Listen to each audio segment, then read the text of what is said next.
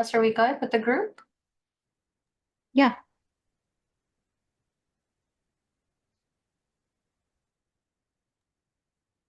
Should I start off then? I think so. Everybody, welcome. I'm very happy that you're in the group. We are bringing you major impressive talents. So we started with the first few webinars with Olga, who is, she actually just got matched and she's a fourth-year medical student. We're bringing you another doctor to be. That Mayros is a first year medical student. I am so happy to share with you that I've known Mayros when she was from high school, a senior, and here we are today. Do you believe it? A first year medical student. Mayros is an award-winning author. I could go on and on, but I'll stop. Mayros went to Townsend Harris. She received national awards. Mayros went to Barnard, part of Columbia University, on a scholarship, science lab. She's run college tours. I mean, what have you not done to make Kweller Prep grow and blossom, everything and anything? And here you are leading this webinar. So thank you for so many years of pure joy that you've brought into our lives. Everyone, I guess we're ready. We're getting started right now. Okay, cool. Good. Go ahead. All right. Awesome. Thank you for the introduction, Francis, and thank you for everyone for coming out on a Thursday evening. I hope that this session is going to be of use to you. Francis, thank you once again for the wonderful introduction.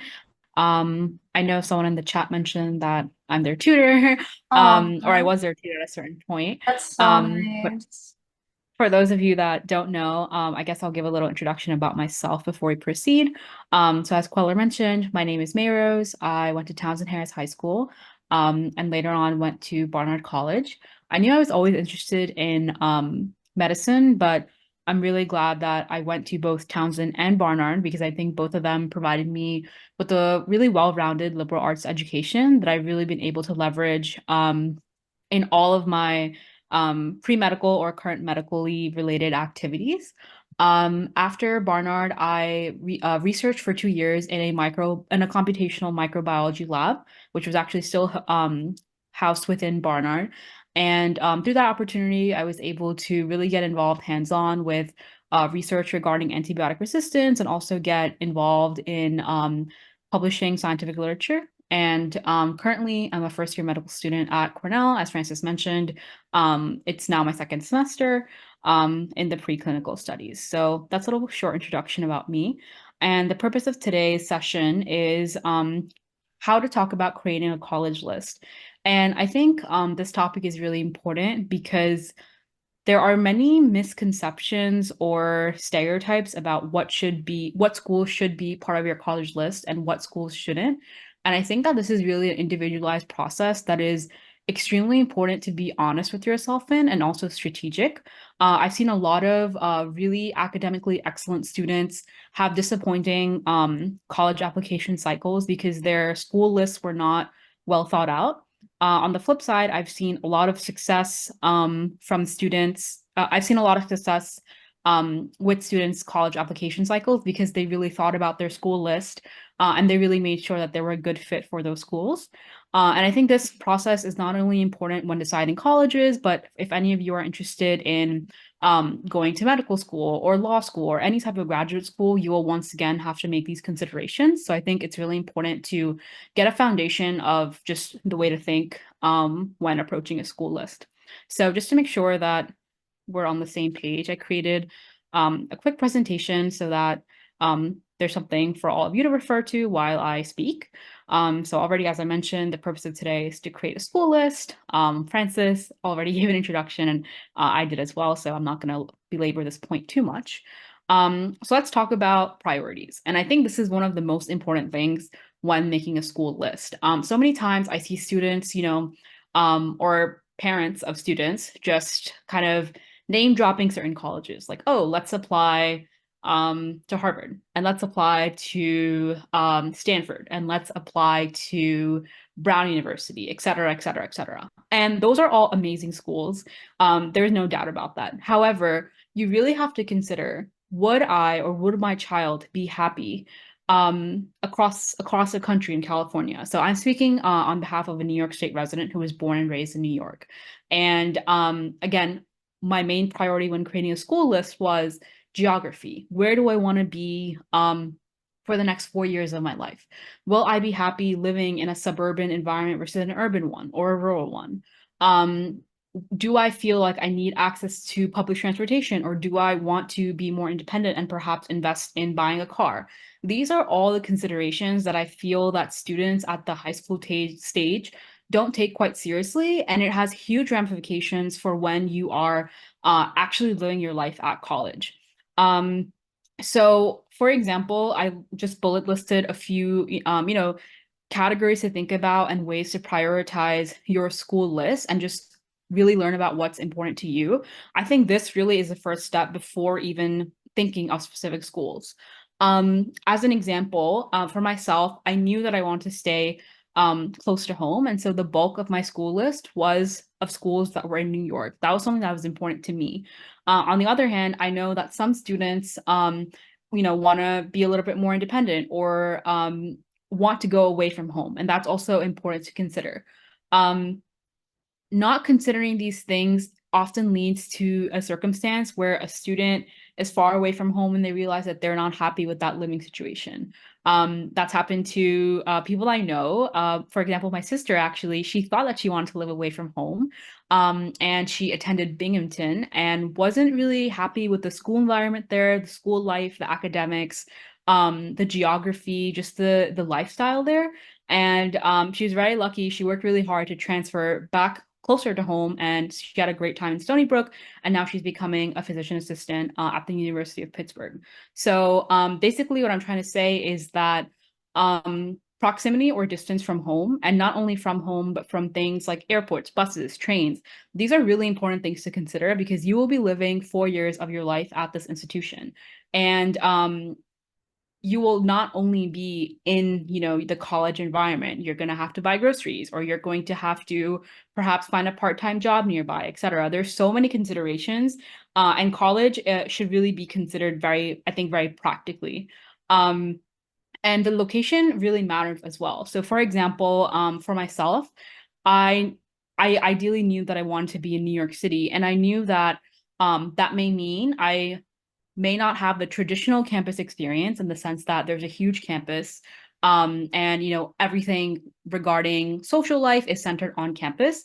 But I was completely happy with that. I knew that New York had so much to offer. I was, I've grown up here, so I'm very familiar with the city. Like, so many of my closest friends are here, my family's here, and again, that was my priority. However, other people really may be interested in um, things like sororities or fraternities and other aspects of college life that are more prominent in a traditional campus setting. So again, these are really important things to consider before even making your school list. Point two is something that I already somewhat touched on, which is different campuses offer different environments, and just I guess the best word to summarize it is just they offer different vibes. For example, I through a extracurricular organization that I was working with, I had the ability to visit Tufts University, MIT, Harvard University, um, and Amherst College. I also visited Barnard College through the same organization. And through that experience, what I noticed is that large campuses like Tufts, like Harvard, like MIT, while were gorgeous in their respective ways, I personally felt isolated, and I personally did not like that experience of just having everything feel so far from one another. I much preferred a smaller campus like Barnard. And that was something really important to me because I realized that, again, I'm going to be here for the next 4 years, and it's important how comfortable I feel, or it's important how I feel in this space. And so through that experience, I realized that I prefer a small campus that's preferably urban. And again, that really guided my school list. And the last point that I want to touch on is liberal arts colleges versus research universities. So typically, liberal arts colleges are going to be smaller schools that are going to provide more of a emphasis on a well-rounded curriculum. Research universities typically are much larger universities that definitely have a plethora of resources, for research or for kind of STEM fields. But again, they offer very different experiences. And that is also important, again, before even thinking about the specific types of schools that you will choose. Now, again, coming to the topic of today's conversation of safety, target, and reach schools, I want to emphasize that these are truly individual to the student. So every individual student will have a different approach or a different understanding of what a safety, target, and reach school is for them. And I think it's very important to be honest about your time in high school, your competitiveness as a candidate, and again, just be practical and realistic about what choices you're terming safety, target, and reach. Um, I want to emphasize that there should be no like shame or stigma or any sort of negative feeling attached to any of these schools, whether they're safety schools, target schools, or reach schools. Of course, institutions that have more resources will be able to provide you with more resources that you can take advantage of. However, I truly believe that as a student, even if you're at a school that may not be as well resourced as other schools, you can truly make the best out of your environment and, pave a path for yourself. So again, I want to emphasize that safety, target, and reach schools should all be schools that you should be more than happy to attend. Um, but however, for the purposes of strategizing your school list, it is important to consider your competitiveness. It is important to consider just where you stand.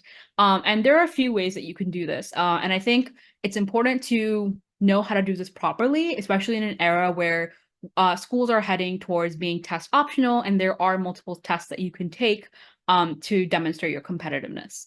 So obviously grades matter when you are applying to colleges. And I think there are a few things that are important to consider. I think an upward trend is very, very positively seen by schools. I think schools are, recognize the fact that who you are as a freshman and who you are as a junior or a senior. There's a substantial difference between, you as an individual and you as a student. And so I think students who may have had a tougher time in their freshman year, if they've shown improvement as they progress throughout their schooling, I think that's something seen very, very favorably by college institutions. Um, Secondly, I want to just make a note of standardized testing. I think it's very important to consider whether submitting or not submitting a standardized score will help your case. So for example, I've seen students who have taken the SAT or ACT, but their scores fall below the institution's median or 50th percentile. In that case, I would consider perhaps not submitting the score, because if your averages are stronger and if your averages are more so in line with what the school accepts, why would you send a score that is below that standard average? Additionally, some students, and this was something that I had done myself, was I had taken both the SAT and the ACT.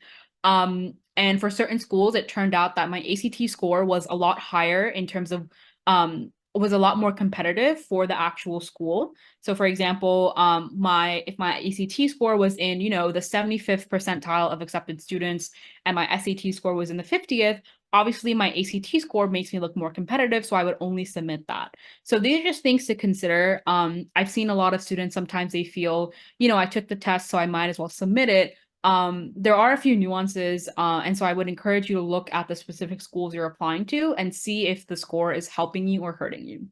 And last thing, when applying to safety target and reach schools, and again, making that entire list, I think it's important to consider the school fit. And, that can be assessed by going to the school, speaking with current students, hearing about their experience, et cetera, et cetera. I think we're in an era of social media, and it's really, really helpful to take advantage of networking with individuals through social media to get a sense of their school experience and what they like or dislike about their school and make an opinion or just be informed based on that. Now, I'm going to go quickly through, each of the definitions of safety, target, or reach schools and talk about what you want to think about, for these schools. So for example, for safety schools, these are schools where your academic credentials exceed the school's range for the average first-year students. So as long as your academic credentials, put you in a relatively competitive spot, these schools are considered safety schools. And with your statistics and with your overall application, you should feel relatively certain that you will be admitted to these schools. And as I mentioned, each and every school on your college list should be a school that you would be happy to attend. So it's very important to think about all those priorities that I mentioned earlier.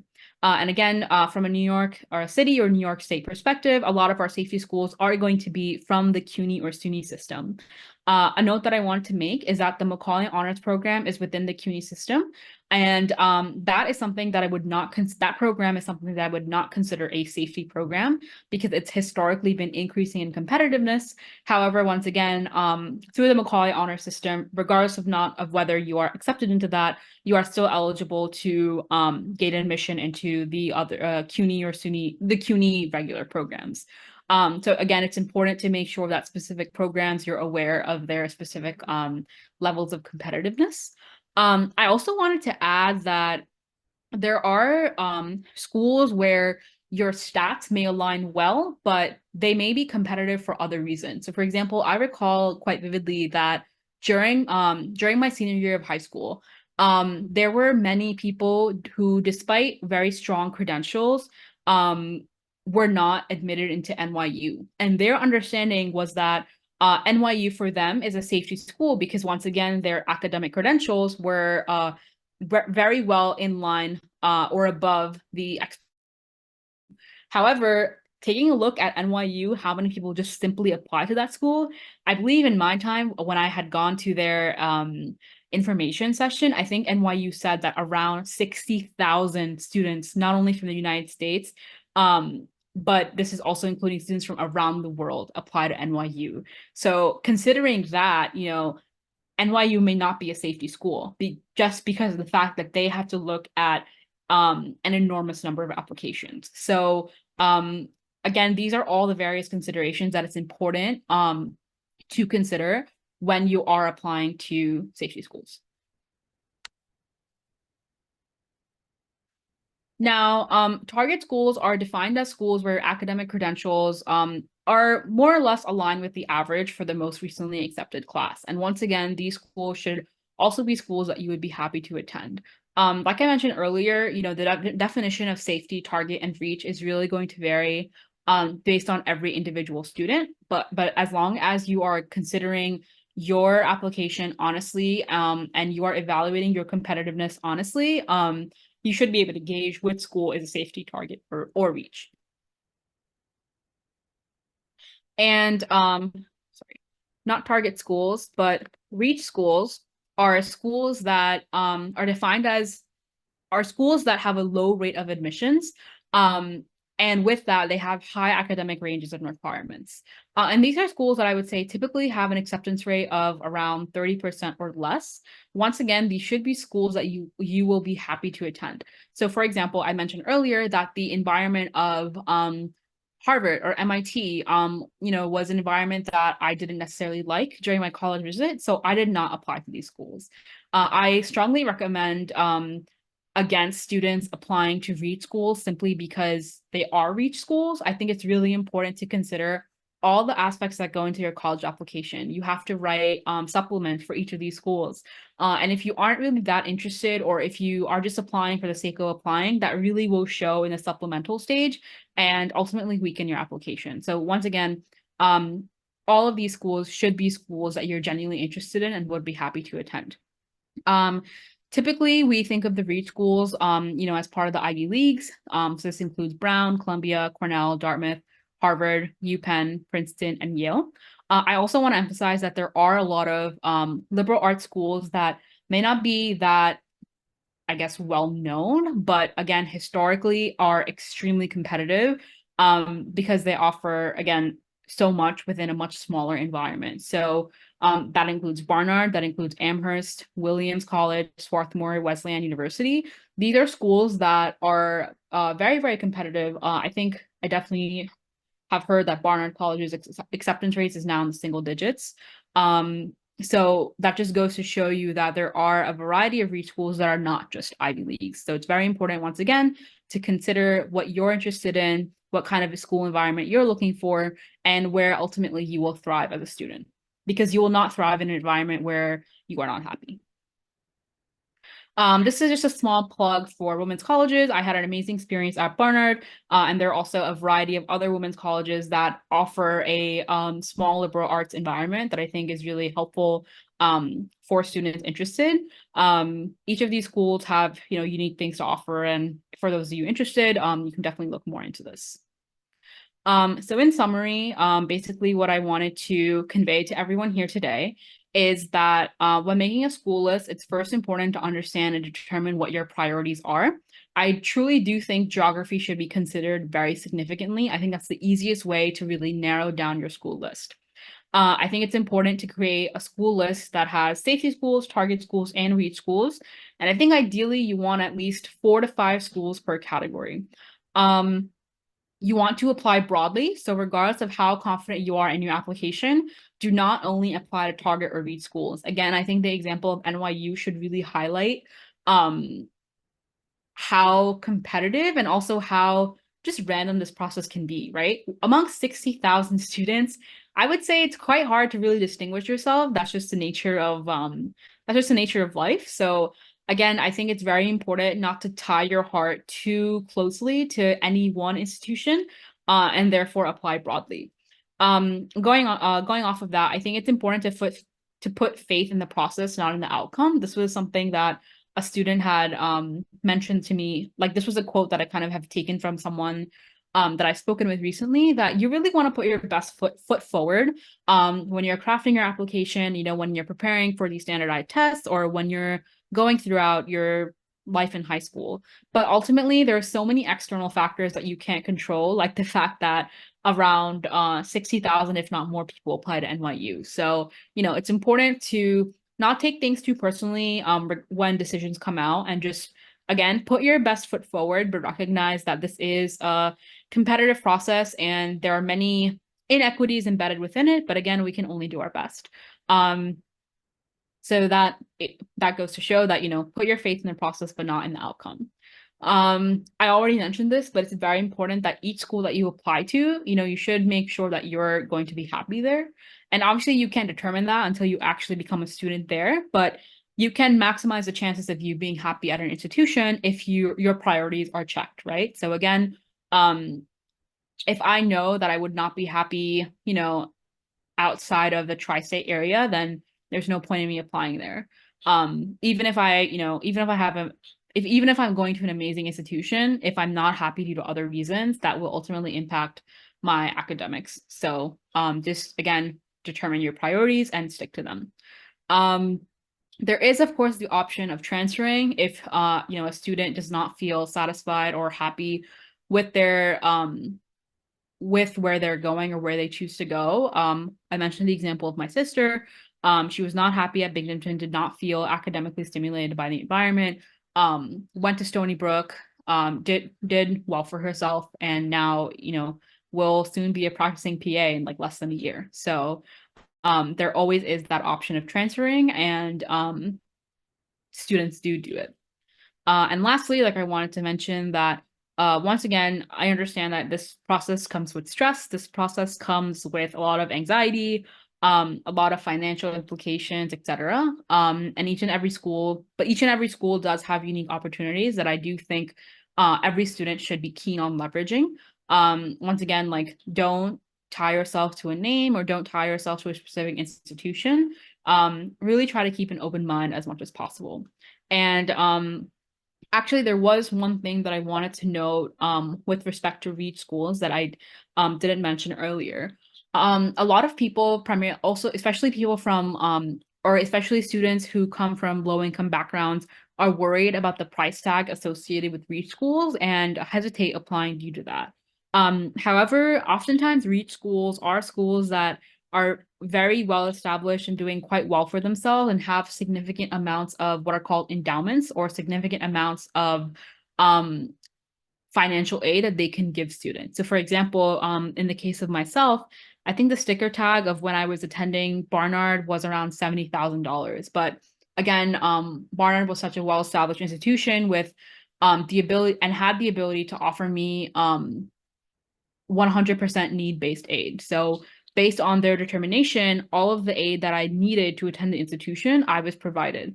And so if anyone is hesitant about the cost of applying, of the cost of attending an institution, I would say don't let that be a factor in the application process, because you don't necessarily know the financial aid offer that you will get. However, when considering what college to actually attend, I definitely do think finances should be one of the primary things you should think about before deciding to go to a school. And with that, that was my presentation. And so I'm happy to take questions during the rest of this call. And everyone, if you have questions, you can type them into the chat. I have the chat running right now, and I'll open it for the participants. Okay. Thank you, If you Francis. guys have any questions, this is your chance. If not, then Mayrose, can you just kind of go through any key points just so that we can have a nice summary of what we covered?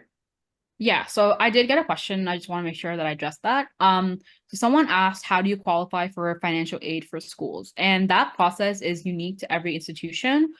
Some schools have a need-based policy where they look at the amount you need based on your financial circumstances and provide you need based on that.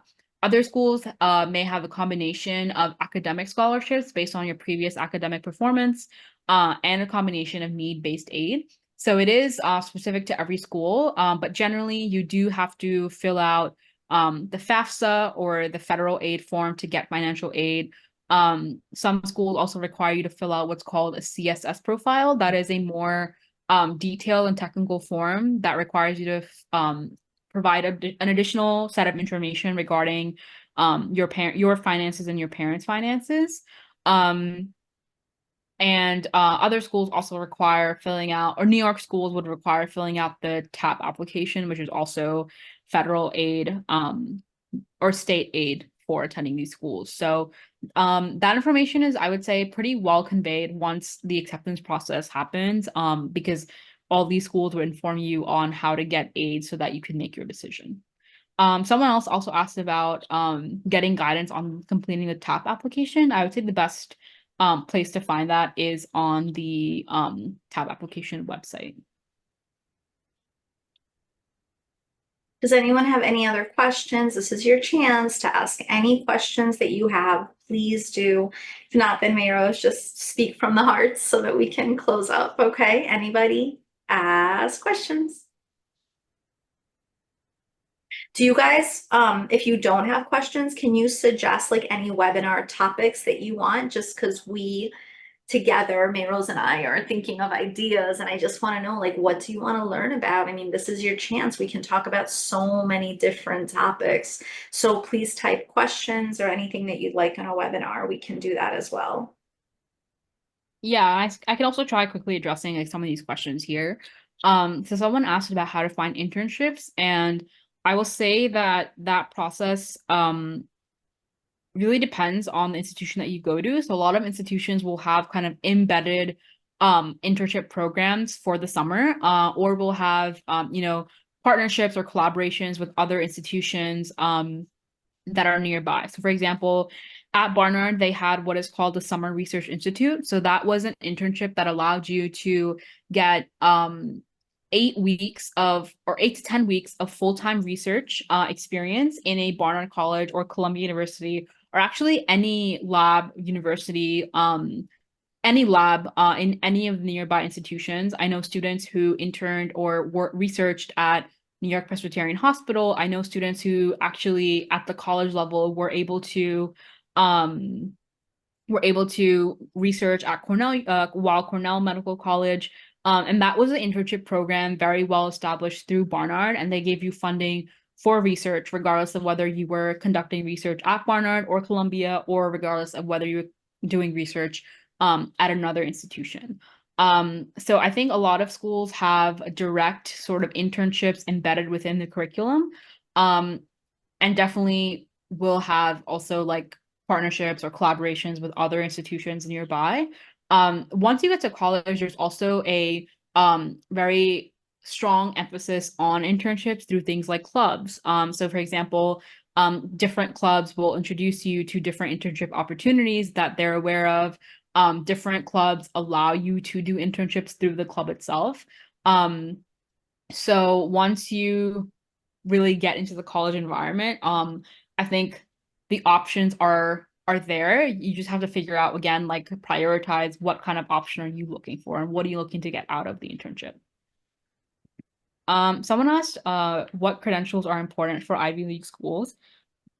So I would say that um in my experience, grades and standardized tests get you through the door, but ultimately I think once you are past that threshold, your application narrative, which includes like your personal statement, your supplemental essays, and your resume, I think that really matters. The reality is that there are multiple people who, on paper, based on their test scores, are qualified for admission to Ivy League institutions.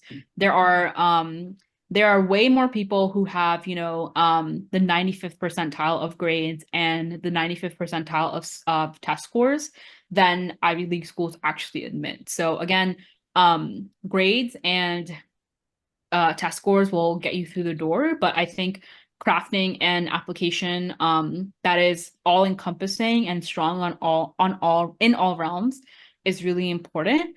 At the same time, though, like I already mentioned, there is a level of luck and probability that's in this process, and that's inherent because there are so many people applying and there are only so many seats. So what I sort of recommend to everyone is, definitely try your best throughout the years that you have in high school and try to leverage as many opportunities as you can. But ultimately, I think a lot of these institutions, again, because are so competitive just due to the sheer number of people applying, Anyway, what's going on? That's just the nature of the process. Someone asked if being overqualified for safety school is a thing. This is definitely a term that is called yield protection. So this is a term that has been hypothesized, I think, by people who have gone through this process where they are very competitive on paper, and because of that, they believe that their safety school did not think that they were going to attend. I will say that although I haven't read any official statements on this topic, I do think that this is a thing. I do think that safety schools, might question whether or not you will actually attend an institution if your numbers are sort of off the charts. But I don't think it's something to be concerned about. So, for example, you shouldn't be worried that you won't get into a safety because your stats are too good. And again, you should be applying to multiple safeties and not just one. So either way, if a safety institution, thinks that you are overqualified and they won't accept you, that's fine, but there should be other safety schools that definitely accept you. So what I'm trying to say is that it may raise a question on the safety school's end, like, will the student actually attend my institution, given that they're very competitive and likely will gain acceptance into other schools? That may be a question, but I don't think it will drastically dictate how all of your safety schools respond. And further, like, your safety schools should be schools that you want to attend, right? So again, CUNY schools, SUNY schools, they see that the student is a resident of New York State. They see the student is a resident of New York City. Therefore, it's not completely mind-boggling that you are applying to New York City or New York State school. So while this is a thing that I've heard being thrown around, the overqualified for safety schools, it isn't something you should be concerned about. All right, someone asked how important it is to visit every single school. This is a good question. I personally did not visit many schools myself. I think out of the schools that I applied to, I only visited Barnard, and I applied to the only school that I applied to outside of New York State was Tufts, because even though I wasn't too keen on the campus setup, I did really like the liberal arts emphasis.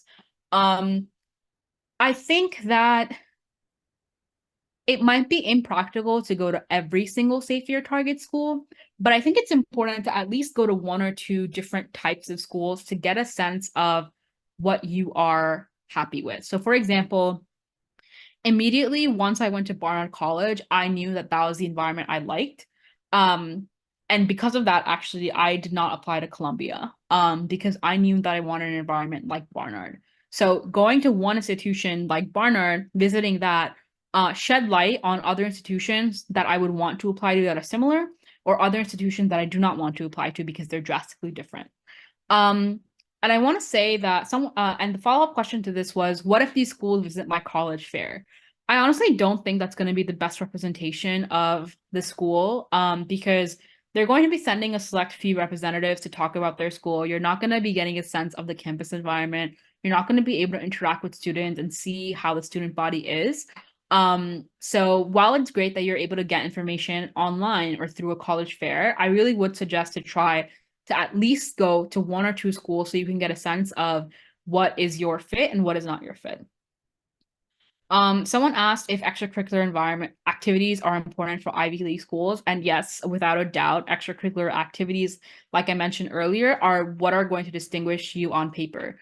I'm certain that there are again there's an overabundance of students who have very, very competitive scores. That is certain. However, again, as I mentioned earlier, what is going to distinguish one student from the next? It's the experiences that they do.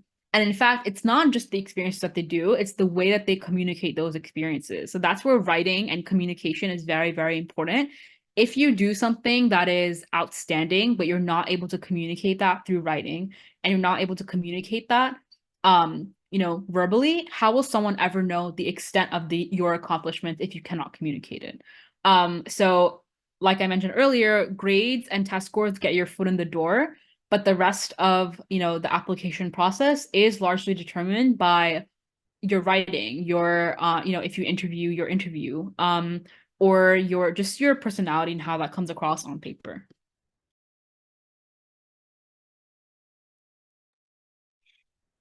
Everyone, what I really would like to do with the group, let's take a moment and just give Mayrose a gigantic thank you for giving us your time, your effort, your energy. We're just extremely fortunate that we have you. It really means a lot that you're doing this. You're such a busy first year medical student, and it really just we're just so lucky that you are the one who's doing this. So I guess first and foremost, can everyone take a minute just to write thank you into the chat to Mayrose? So please, everyone, take a moment.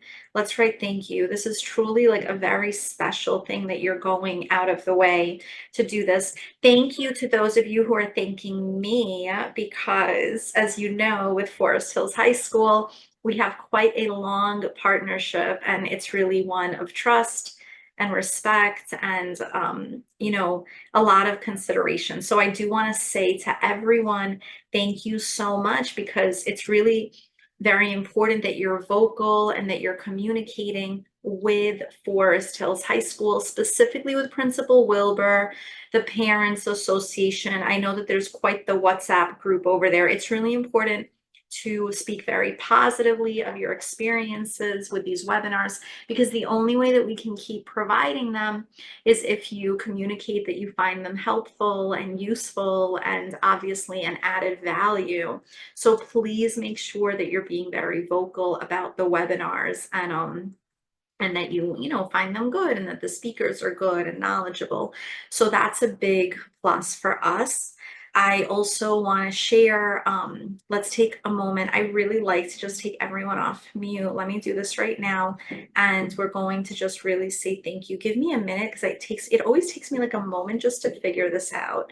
Mayrose, can you figure this out for me? Hold on. Everyone, this always takes me a minute, so please just bear with me. Hold on. So allow participants to unmute themselves. Yes. And then I'm going to ask everyone, can you help me unmute everybody? Yeah, everyone should have gotten a prompt to unmute themselves now. Did you do that? Yeah. So can you do it again? Like keep clicking it so they keep getting it. Okay, so everybody, let's count to 3. Wait, let me record it because this is super cute. Hold on. I'm going to record this. Ready? Okay, 1, 2, 3. Thank Thank you, Thank you. you. James. Thank you Thank so you much. so much. Thank you very Thank you, much. Mayrose. It It really was means a lot that you're amazing. doing this. Thank you so much. Thank you for your time and your effort and your compassion. And you're always coming back to Queens. Like you're always helping. You're always making the world a better place. You're always serving the immigrant community.